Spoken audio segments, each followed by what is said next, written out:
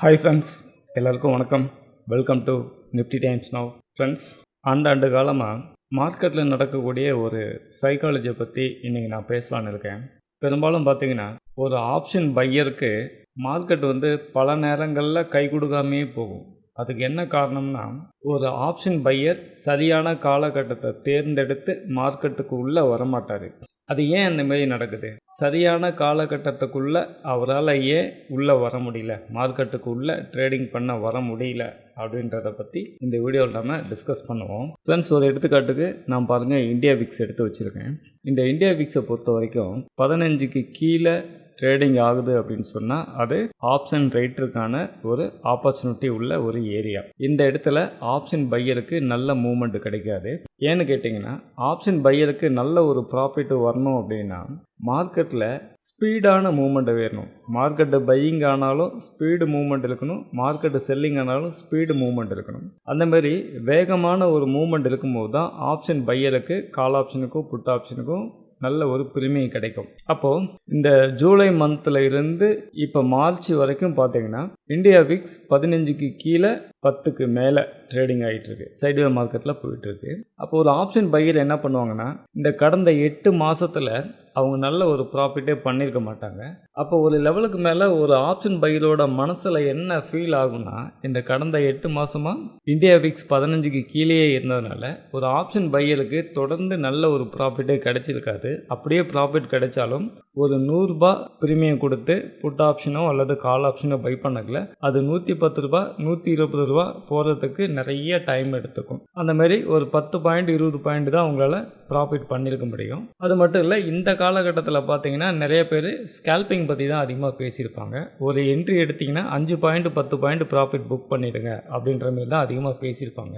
அப்போ இந்த கடந்த 8 மாதத்தில் ஒரு ஆப்ஷன் பையருக்கு என்ன ஆகுதுன்னா, அவங்களோட மனநிலை எப்படி மாறுதுன்னா, மார்க்கெட்டில் நல்ல ஒரு மூவ்மெண்ட்டே கிடைக்க மாட்டேங்குது, ஆப்ஷன் பையருக்கு சம்பாதிக்கிறதுக்கான வாய்ப்பே கிடைக்கல அப்படின்னு சொல்லிட்டு ஒரு ஆப்ஷன் பையர் இந்த கடந்த 8 மாதமாக என்ன செய்வாங்கன்னா, அவங்க மனசு நொந்து போய் மார்க்கெட்டே வேண்டாம் அப்படின்னு சொல்லி மார்க்கெட்டை விட்டு வெளியே போகக்கூடிய ஒரு மனநிலைக்கு அவங்க தள்ளப்பட்டுருவாங்க. அப்படி கடந்த 8 மாதமாக மார்க்கெட் பார்த்தீங்கன்னா சரியான மூவ்மெண்ட்டே இல்லாமல் இருக்கும். ஏன்னா இந்தியா விக்ஸை பொறுத்த வரைக்கும் 15க்கு கீழே ட்ரேட் ஆகும்போது எவ்ரிடே நிஃப்டிலையும் சரி பேங்க் நிஃப்டிலையும் சரி 1% உள்ளே தான் ட்ரேடிங் ஆகும். நான் சொல்கிறது சராசரியா, சரிங்களா? எவ்ரிடே 1% உள்ளே தான் ட்ரேடிங் ஆகும். 0.5%, 3/4%, 1% அதுக்குள்ளே தான் ட்ரேடிங் ஆகும். ஒரு சில நாட்கள் மட்டும் ஒரு 1.5% வரைக்கும் நல்ல ஒரு ஒன் சைட் ரேலி கிடைச்சிருக்கும், சரிங்களா? இந்த மாதிரி தான் நடந்திருக்கும். அப்போ இந்த கடந்த 8 மாதமாக ஒரு ஆப்ஷன் பையரோட மனநிலை என்ன பண்ணுதுன்னா, மார்க்கெட்லேயே சம்பாதிக்க முடியலன்ற அளவுக்கு ஒரு டென்ஷன் ஆகி வெக்ஸ் ஆகி மார்க்கெட்டை விட்டு வெளியே போகக்கூடிய ஒரு சுச்சுவேஷனுக்கு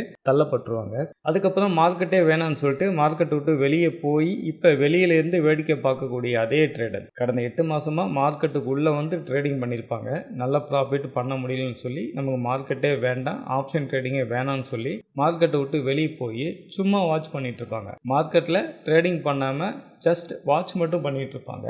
அப்படி இருக்கும்போது என்ன ஆகுதுன்னா, இந்தியா விக்ஸ் 15க்கு மேலே போயிட்டு 20ஐயும் தாண்டி 29 வரைக்கும் வருது. இப்போ இந்த 29 வரைக்கும் இந்தியா விக்ஸ் ட்ரேடிங் ஆகும்போது ஆப்ஷன் பையருக்கு நல்ல ஒரு வேல்யூ கிடைக்கும். அதுக்கு நல்ல ஒரு எடுத்துக்காட்டு இந்த ஏரியாவில் பாருங்கள். நேற்று நிஃப்டியில் இதை நான் டெய்லி டைம் ஃப்ரேம் 3 மினிட்டுக்கு மாற்றிக்கிறேன். இந்த பாயிண்டில் இந்த லோயர் பாயிண்டில் மார்க்கெட்டில் நல்ல ஒரு பையிங்கான ஒரு ஆப்பர்ச்சுனிட்டி இந்த டேட்டா அடிப்படையில் நமக்கு கிடைச்சிது. இந்த டேட்டாவை பற்றி நாம் அப்புறமா பார்க்கலாம், சரிங்களா? அதுக்கு முன்னாடி இந்த சைக்காலஜி மட்டும் நாம் இப்போ பார்த்துட்டு வந்துடலாம். அப்போ இந்த இடத்துல பாருங்கள், கேப் டவுனில் ஓப்பன் ஆகுது. கேப் டவுனில் ஓப்பன் ஆகிட்டு சைட்வேஸ் மார்க்கெட்டாக போகுது. அதுக்கப்புறம் பாருங்கள் 22,200 சப்போர்ட்டாக வச்சுட்டு புல் பேக் ஆன மார்க்கெட்டு நல்ல ரேலி, நல்ல ஒன் சைட் ரேலி 22,760 வரைக்கும் நல்ல ரேலி போச்சு. இந்த இடத்துல இந்த 22,200 கால் ஆப்ஷனை நம்ம எடுத்து பார்க்கும்போது பாருங்கள், இந்த இடத்துல நான் செலக்ட் பண்ணி எடுத்து வச்சுருக்கேன். இந்த 22,400 கால் ஆப்ஷன் பாருங்கள் 200 ரூபாயிலேருந்து பையிங் ஆக ஆரம்பிச்சது 400 ரூபாயும் தாண்டி கிட்டத்தட்ட இதோட ஹை ப்ரைஸு 477.95 வரைக்கும் போயிருக்கு. அப்போ என்ன ஆயிருக்கு, 200 ரூபாயில் இருந்து ஏற ஆரம்பித்த இந்த ப்ரைஸு 400 ரூபாய்க்கு வந்துச்சு அப்படின்னாலே ஃபண்டு டபுள் ஆகிடுது ஒரு இன்ட்ராடேவிலேயே, சரிங்களா? ஒரு இன்ட்ராடே அடிப்படையில் ஒரு ஆப்ஷன் 200 ரூபாய்க்கு இருந்து 400 ரூபாய்க்கு போகுது அப்படின்னு சொன்னால் ஃபண்டு வந்து அந்த இடத்துல டபுள் ஆகிடுது. அந்த இடத்துல ஒரு இன்ட்ராடே அடிப்படையிலேயே 100% நமக்கு ப்ராஃபிட் கிடைச்சிடுது. ஆனால் இதுக்கு முன்னாடி இந்தியா விக்ஸில் பாருங்கள், இந்த பாயிண்டில் டெய்லி டைம் ஃப்ரேம் நான் எடுத்துக்கிறேன். இந்த கடந்த 8 மாதமாக இந்த மாதிரியான வாய்ப்பு அமையுமா அப்படின்னு சொன்னால் பெரும்பாலும் அமையாது. அமைஞ்சிருக்கும், சில நாட்களில் மட்டும்தான் அமைஞ்சிருக்கும், ஆனால் பெரும்பாலும் அமையாது. பெரும்பாலும் நிஃப்டியில் புட் ஆப்ஷனோ பை ஆப்ஷனோ வாங்குறவங்களுக்கு 10 பாயிண்ட் 20 பாயிண்ட் ப்ராஃபிட் புக் பண்ணுறதுக்கு ரொம்ப கஷ்டமாக இருக்கும். ஆனால் இந்தியா விக்ஸு 20க்கு மேலே போயிட்டு அதுவும் 29 இந்த கேட்டகரியெல்லாம் போகும்போது கால் ஆப்ஷனும் சரி புட் ஆப்ஷனும் சரி எவ்ரிடே ஃபண்டு வந்து டபுள் ஆகிட்டு இருக்கு. அதுதான் பெரிய விஷயம். ஆனால் என்ன ஒரு பிரச்சனைனாக்க, இந்த ஆப்ஷன் ட்ரேடர் மார்க்கெட்டோட சுச்சுவேஷனுக்கு தகுந்த மாதிரி கரெக்டாக வந்து சிங்க் ஆக மாட்டாங்க. ஒரு நான் சிங்காகவே போயிட்டுருப்பாங்க. மார்க்கெட் கூட மேட்ச் ஆகாமல் அன்மேட்சிங்காகவே வந்து போயிட்டுருப்பாங்க. அதுக்கு என்ன காரணம்னா இந்த இந்தியா விக்ஸ் தான் காரணம். இந்த இந்தியா விக்ஸு தொடர்ந்து லோயர் பாயிண்ட்லேயே இருந்ததுனால மார்க்கெட்டு நல்ல ஒரு வாலட்டிலிட்டி இருக்காது, ஸ்லோ வாலட்டிலிட்டி தான் இருக்கும். ஆனால் இந்த இந்தியா விக்ஸை பற்றி புரியாதவங்க என்ன பண்ணுவாங்க, மார்க்கெட்டு இந்த வாரம் மூவ்மெண்ட் கொடுக்கும், இந்த மாதம் மூவ்மெண்ட் கொடுக்கும் அப்படின்னு சொல்லி தொடர்ந்து அவங்க ஆப்ஷன் பையிங் பண்ணிகிட்டே இருந்திருப்பாங்க. ஆனால் நல்ல ப்ராஃபிட் மட்டும் இதில் கிடைச்சிருக்காது. இப்போ ஒரு லெவலுக்கு மேலே மார்க்கெட்டில் ப்ராஃபிட்டே பண்ண முடியும்னு சொல்லிட்டு ஒரு ஆப்ஷன் பையர் மார்க்கெட்டை விட்டே வெளியே போயிடுவாங்க. மார்க்கெட்டை விட்டே வெளியே போயிட்டு சும்மா மார்க்கெட்டை வாட்ச் பண்ணிக்கிட்டு சும்மா மார்க்கெட்டை வேடிக்கை பார்த்துட்டு இருக்கும்போது இந்தியா விக்ஸ் வந்து 20க்கு மேலே போயிடுச்சு. மார்க்கெட்டில் ஒரு பேனிக் சுச்சுவேஷன் வந்துடுச்சு.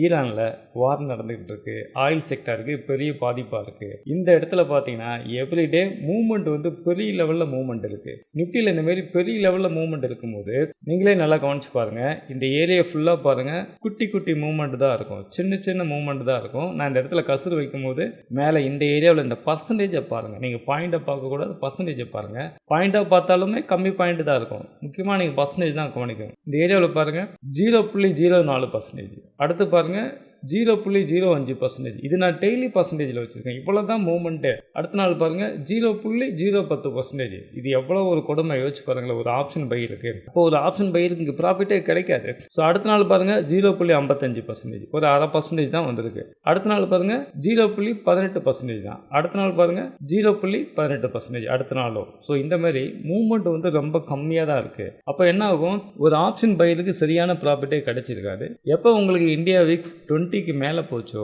அதுக்கு அடுத்து நீங்கள் செக் பண்ணி பார்த்தீங்கன்னா எல்லாமே பாருங்கள் 1.27%, பெரிய மூவ்மெண்ட் வரும். அடுத்த நாள் பாருங்கள் 1.73%, அடுத்த நாள் பாருங்கள் 0.97%, அடுத்த நாள் பாருங்கள் 1.63%. இந்தமாரி மூவ்மெண்ட் எல்லாமே பெரிய பெரிய மூவ்மெண்ட்டாக இருக்குது. இந்த பெரிய மூவ்மெண்ட் வரும்போது ஆப்ஷன் பையருக்கு பாருங்கள் இன்ட்ராடேவிலேயே எவ்ரிடே ஆப்ஷன் பையிங் வந்து ஃபண்டு வந்து டபுள் ஆகிட்டு இருக்கு. ஃபண்டு டபுள் ஆகிட்டு இருக்குன்னா எவ்ரிடே இந்தமாரி 100% ப்ராஃபிட் பண்ண முடியும்னு நான் சொல்லலை, இந்தமாரி மூவ்மெண்ட் இருக்குன்னு நான் சொல்கிறேன். இந்த சின்ன விஷயத்தை நீங்கள் வந்து புரிஞ்சுக்கணும். அப்போ 200 ரூபாய்க்கு இருக்கிற பிரீமியம் 400 ரூபாய்க்கு வந்தாலே நமக்கு ஃபண்டு டபுள் ஆகுது. அது கிட்டத்தட்ட 450 ரூபாய் தாண்டி மேலே போயிருக்குன்னு சொல்லி பார்க்குறோம். இப்போ என்ன ஆகும், ஒரு ஆப்ஷன் பையரோட மனநிலை மார்க்கெட்டை விட்டு வெளியே போயிட்டாங்க. ட்ரேடிங் பண்ணுறதுக்கு ஃபண்டு இல்லை அல்லது வாய்ப்பு இல்லைன்னு சொல்லி மார்க்கெட்டை விட்டு வெளியில் போயிட்டாங்க. இப்போ என்ன ஆகும், மார்க்கெட்டை ஜஸ்ட் வாட்ச் மட்டும் பண்ணிட்டு இருப்பாங்க. Everyday put option and call ஆப்ஷனில் நல்ல மூவ்மெண்ட் இருக்குது. ஆப்ஷன் பையருக்கு நல்ல பிரீமியம் கிடைக்குது. இப்போ இந்த இடத்துல வாங்கியிருந்தா இவ்வளோ ப்ராஃபிட் கிடைச்சிருக்கும் அப்படின்னு சொல்லிட்டு மறுபடியும் என்ன ஆகும், அவங்களோட மனநிலை கொஞ்சம் கொஞ்சமாக மாறும். நம்ம வந்து ட்ரேடிங் பண்ணலாம் அப்படின்ற ஒரு மனநிலைக்கு இந்த ஆப்ஷன் பையிங்கான பிரீமியம் கொஞ்சம் கொஞ்சமாக அவங்களோட மனநிலை வந்து மாற்றும். அவங்களோட மனநிலையை மாற்றிட்டு அந்த ட்ரேடரை மறுபடியும் ட்ரேடிங்குள்ளே வர வைக்கும். அப்படி வர வைக்கும் போது ஒரு லெவலுக்கு மேலே நிஃப்டியில் கால் ஆப்ஷன் அண்ட் புட் ஆப்ஷனில் ஹையர் பிரீமியம் கிடைக்குது. எவ்ரிடே ஃபண்டு வந்து டபுள் ஆகுது. நல்ல பிரீமியம் ஹியூஜாக மூவ்மெண்ட் கிடைக்குது. நல்ல ஹையர் வாலட்டிலிட்டி கிடைக்குதுன்னு சொல்லிட்டு மறுபடியும் ஆப்ஷன் பையரு ட்ரேடிங் விட்டு வெளியே போன அந்த ஆப்ஷன் பையரு மறுபடியும் கொஞ்சம் கொஞ்சமாக ட்ரேடிங்குள்ளே வர ஆரம்பிப்பாங்க. ஸோ அதுக்கு 1 மாதம் 2 மாதம் டைம் எடுத்துக்கும். இந்தமாரி நல்ல ஒரு மூவ்மெண்ட்டை பார்த்துட்டு 1 மாதம் 2 மாதம் டைம் எடுத்துகிட்டு பொறுமையாக மறுபடியும் ரிட்டர்ன் ஆகி மார்க்கெட்டுக்குள்ளே வரும்போது இந்த இந்தியா விக்ஸ் என்ன பண்ணிவிடும், உங்களுக்கு பிரச்சனைகள்லாம் சால்வ் ஆகிட்டு மறுபடியும் 15க்கு கீழே வந்துடும். மறுபடியும் மார்க்கெட்டோட ட்ரெண்டே மாறிடும். ஆப்ஷன் ரைட்டுக்கு தான் ப்ராஃபிட் வரும், ஆப்ஷன் பையருக்கு ப்ராஃபிட் வராதுன்ற கண்டென்ட்டுக்கு உள்ளே வந்துடும். ஏன்னு கேட்டிங்கன்னா இப்போ நான் தொடர்ந்து எவ்ரிடேவும் சரி அல்லது வீக்கெண்டில் சனி ஞாயிறு நான் ட்ரேடர்ஸ் கூட பேசக்கலையும் மக்கள் கூட பேசக்கலையும் அவங்க சொல்கிற கண்டென்ட் எல்லாமே, சார் மார்க்கெட்டில் வந்து அன்சர்டன்ட்டி இருக்குது, நான் ஆப்ஷன் பையிங்கே பண்ணுறதில்ல, நான் ஆப்ஷன் ட்ரேடிங்கே பண்ணுறதில்ல, மார்க்கெட்டை ஜஸ்ட் வாட்ச் தான் பண்ணிகிட்டு இருக்கேன், ஏன்னா நம்ம போய் ட்ரேடிங் பண்ணால் லாஸ் ஆகிடுது அப்படின்ற மாரி அவங்களுடைய ஃபீட்பேக்கை சொல்கிறாங்க. இது ஒரு ட்ரேடருக்கான மைண்ட் செட்டப். இது வந்து ஒரு ஒரு ஆப்ஷன் பையருக்கான சைக்காலஜி எரர் தான் இது. ஏன்னு கேட்டிங்கன்னா, அவங்க மார்க்கெட்டில் உள்ளே இருக்கக்கூடிய தருணத்தில் இருக்க மாட்டாங்க, வெளியே போயிடுவாங்க. மார்க்கெட்டை விட்டு வெளியே போகக்கூடிய தருணத்தில் தான் அவங்க உள்ளே வருவாங்க. ஸோ அதனால் நீங்கள் ஒரு ஆப்ஷன் பையராக இருக்கீங்கன்னாக்க, எப்போல்லாம் இந்தியா விக்ஸ் 15க்கு மேலே 20க்கு மேலே போகுதோ அப்போல்லாம் நீங்கள் மார்க்கெட்டில் உள்ளே வந்து நீங்கள் ட்ரேடிங் பண்ணுங்கள், உங்களுக்கு நல்ல வாய்ப்பு கிடைக்கும். எப்போல்லாம் 15 கீழே இந்தியா விக்ஸ் உள்ளே வந்துடுதோ அப்போ ஒரு ஆப்ஷன் பையர் மார்க்கெட் விட்டு வெளியே போயிடுங்க, அல்லது நீங்கள் ஆப்ஷன் ரைட்டராக மாறிடுங்க. ஏன்னா இதை நான் வந்து வருஷம் ஃபுல்லாக பார்த்துட்ருக்கேன். எப்போல்லாம் இந்தியா விக்ஸ் 20க்கு எபோவ் போகுதோ மார்க்கெட்டில் ஆப்ஷன் பையருக்கு எவ்ரிடே புட் ஆப்ஷன் சரி கால் ஆப்ஷன் சரி 2 பக்கமும் மாற்றி மாற்றி மூவ்மெண்ட் நல்லாயிருக்கும், ஹையஸ்ட் மூவ்மெண்ட் இருக்கும். இந்த மாதிரி டயத்தை தான் ஆப்ஷன் பையர் வந்து பயன்படுத்திக்கணும். அதே நேரத்தில் பெரும்பாலும் எல்லாரும் சொல்லக்கூடிய ஒரு கருத்து என்ன தெரியுங்களா, இந்தியா விக்ஸ் 20 எபோவ் போயிடுச்சுன்னா மார்க்கெட்டில் அது ரொம்ப டேஞ்சரான சோன், இந்த இடத்துல நம்ம ட்ரேடிங்கே பண்ணக்கூடாது, வேடிக்கை பார்க்கறது தான் பெஸ்ட்டு அப்படின்ற ஒரு தாட்டு சொல்லுவாங்க. ஆனால் அப்போ தான் மார்க்கெட்டுக்குள்ளே மூவ்மெண்ட்டே அதிகமாக நடக்கும். மூவ்மெண்ட் அதிகமாக நடக்கும்போது தான் நாம் ப்ராஃபிட்டும் பண்ண முடியுன்றதை நம்ம புரிஞ்சுக்கலாம். அதே நேரத்தில் 15க்கு கீழே வந்துடுச்சுன்னா மார்க்கெட்டு ஸ்டேபிளாக இருக்கும், இந்த இடத்துல சேஃபாக ட்ரேடு பண்ணலான்னு சொல்லுவாங்க. ஆனால் மார்க்கெட்டில் மூவ்மெண்ட்டே இருக்காது, அதான் பிரச்சனை. நீங்கள் இந்த பொதுவான கருத்தை கேட்கும் போது 20% மேலே போயிடுச்சுன்னா மார்க்கெட் ரொம்ப ஹை வாலட்டிலிட்டியாக இருக்கும், மார்க்கெட் ரொம்ப ஆபத்தாக இருக்கும், உள்ளே போய் நீங்கள் ட்ரேடிங் பண்ணிங்கன்னா ஃபண்டு உடனே காணாமல் போயிடும் அப்படின்ற மாதிரி சொல்லுவாங்க. அது உண்மைதான். ஆனால் சரியான ஸ்ட்ராட்டஜி நீங்கள் பயன்படுத்தி கரெக்டான வேல நீங்கள் ட்ரேடிங் பண்ணக்கல உங்களுக்கு நல்ல ப்ராஃபிட்டு 20க்கு மேலே தான் உங்களுக்கு கிடைக்கும். சரி, 15 கீழே வந்துருச்சுன்னா மார்க்கெட் வந்து ஸ்டேபிளாக இருக்கும், அதோட மூவ்மெண்ட்டும் மெதுவான மூவ்மெண்ட்டாக இருக்கும். ஆனால் அங்கேயும் அதே பிரச்சனை தான். இது கிட்டத்தட்ட பார்த்தீங்கன்னா ஸ்லோ பாய்சன் மாரி. உங்களுக்கு 20 எபோவ் போயிடுச்சுனாக்க ஹையஸ்ட் வாலட்டிலிட்டி, ஆனால் 15 கீழே வந்துருச்சுன்னா இது வந்து ஸ்லோ பாய்சன் மாரி. இங்கேயும் பிரச்சனை தான், ஒரு ஆப்ஷன் பையருக்கு இங்கேயும் பிரச்சனை தான். ஆனால் என்ன ஒன்று, மெதுவாக லாஸ் ஆகும். பிரச்சனை அதுதான், இங்கே வந்து மெதுவாக லாஸ் ஆகும். அப்போது நீங்கள் பண்ண வேண்டியதெல்லாம் ஒரு ஸ்ட்ராட்டஜி வந்து கரெக்டாக வந்து செலக்ட் பண்ணி எடுத்துக்கிட்டு அது பிரகாரம் நீங்கள் ப்ராப்பர் ஸ்டாப் லாஸ் போட்டு ட்ரேடிங் பண்ணணும். அதுவும் 20க்கு எபோவ் இருக்கும்போது நீங்கள் ட்ரேடிங் பண்ணணும். இது என்னுடைய கருத்து. இது நான் வந்து ஆப்ஷன் பையருக்கு தான் சொல்கிறேன், சரிங்களா. அதே நேரத்தில் 15 கீழே வந்துருச்சுன்னா ஒரு ஆப்ஷன் பையரே நீங்கள் ஆப்ஷன் ரைட்டராக மாறிடுங்க. அதுக்கும் ப்ராப்பரான ஸ்ட்ராட்டஜி, ப்ராப்பரான ஃபண்ட் மேனேஜ்மெண்ட்டு, ப்ராப்பரான ஸ்டாப் லாஸ் இதையெல்லாம் வச்சு நம்ம ஃபோக்கஸ் பண்ணணும். இதை ஏன் இந்த வீடியோவில் நான் சொல்கிறேன்னாக்க, ஒரு ஆப்ஷன் பையர் உள்ளே வந்து ட்ரேடு பண்ணக்கூடிய காலகட்டத்தை நீங்கள் வந்து மிஸ் பண்ணிவிட்டு மறுபடியும் மார்க்கெட்டு ஒரு ஆப்ஷன் ரைட்டருக்கு சாதகமாக மாறின பிறகு தான் ஒரு ஆப்ஷன் பையர் உள்ளே வராங்க. இது ஒவ்வொரு டைமும் ஒவ்வொரு சீசனுக்கும் இது நடக்குது. ஸோ அப்படி இல்லாமல் நீங்கள் உங்களை வந்து மாற்றிக்க ட்ரை பண்ணணும். இந்தியா விக்ஸ் 20க்கு எபோவ் போகுதுன்னா அப்போ தான் ஒரு ஆப்ஷன் பையர் மார்க்கெட்டுக்குள்ளே வரணும், அல்லது நீங்கள் ஒரு ஆப்ஷன் பையராக மாறிக்கணுன்றதை புரிஞ்சுக்கோங்க. இந்தியா விக்ஸ் 15க்கு கீழே போச்சுன்னா நீங்கள் ஒரு ஆப்ஷன் ரைட்டராக மாறிடணும் அப்படின்றத நீங்கள் புரிஞ்சுக்கோங்க. அப்போ மார்க்கெட்டோட சுச்சுவேஷனுக்கு தகுந்த மாதிரி நீங்களும் மாறி ட்ரேடிங் பண்ணுன்றதை நீங்கள் புரிஞ்சுக்கோங்க. இந்த மாற்றத்தை நீங்கள் மாற்றிக்கலினாக்க இது ஒரு வகையான சைக்காலஜி எரர் தான். வருஷம் ஃபுல்லாக மார்க்கெட்டோட சுச்சுவேஷனுக்கு தகுந்த மாதிரி மார்க்கெட்டு கூட சேர்ந்து மேட்ச் ஆகி நீங்கள் ட்ராவல் பண்ணாமல் மார்க்கெட்டுக்கு அகென்ஸ்டாகவே நீங்கள் ட்ரேடிங் பண்ணுவீங்க. அப்படி மார்க்கெட்டுக்கு அகென்ஸ்டாகவே நீங்கள் ட்ராவல் பண்ணுறது இது ஒரு வகையான சைக்காலஜி மெத்தடு. ஒரு டைம் இந்த மிஸ் மேட்ச் ஆகிடுச்சுன்னா ஒவ்வொரு சீசனுக்கும் நீங்கள் இதே மாரி மிஸ் மேட்ச் ஆகிட்டே இருப்பீங்க. அதுக்கு இன்னொரு நல்ல எடுத்துக்காட்டு சொல்கிறேன். எப்போவுமே ஷேர் மார்க்கெட்டை பொறுத்த வரைக்கும் ஜனவரி, பிப்ரவரி, மார்ச் இந்த 3 மந்த்துக்கான குவார்டர்லி ரிசல்ட்டு ஏப்ரல் மந்த்து நமக்கு வரும். அப்போ ஏப்ரல் 10க்கு மேலே ஒவ்வொரு ஸ்டாக்கும் பார்த்தீங்கன்னா ரிசல்ட்டு அனௌன்ஸ்மெண்ட் பண்ணுவாங்க. அந்த மந்த்து நல்ல மூவ்மெண்ட் இருக்கும், சரிங்களா. அப்போ அடுத்து பார்த்தீங்கன்னா ஸ்டாக்ஸில் நல்ல ஒரு மூவ்மெண்ட் இருக்கும். அப்போது ஒரு ஆப்ஷன் பையர் என்ன பண்ணும், அந்த சீசனுக்குள்ளே தான் வரணும். ஏப்ரல் மந்த்து வந்து நல்ல ஆக்டிவாக இருக்கும். ஒட்டுமொத்த ஸ்டாக்ஸில் இருக்கக்கூடிய